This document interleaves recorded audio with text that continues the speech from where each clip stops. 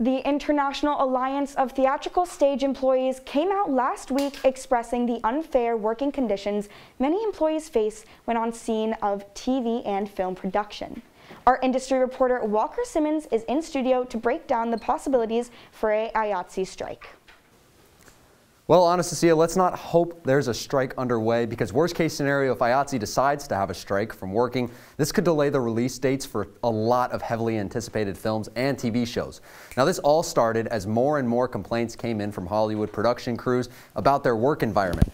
Well, it got so bad that the union made an Instagram called IATSE Stories, where they would write specific complaints covering these things, and there were tons of first-hand accounts covering everything from shorter lunch breaks throughout the day, as well as working 12+ hours, and one of the most touched on was unfair pay.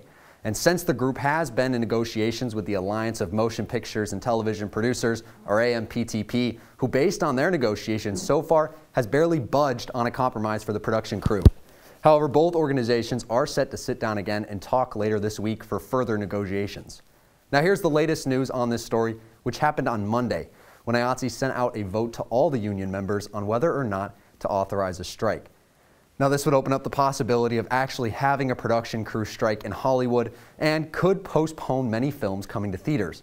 Well, the vote concluded on Monday, and 98% of the members in the union voted, and of those, 90% agreed to authorize a strike. Now, this is just a strike authorization, so technically there's not a full strike underway. But why'd they do this? Well, many are speculating IATSE did this as a negotiation tactic to argue for a better compromise with AMPTP.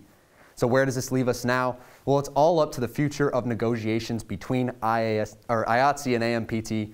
If AMPTP budges and agrees to compromise on the negotiations, then problem solved. However, say it goes the other way, well, let's just say it may feel like last year during quarantine when no movies were coming out.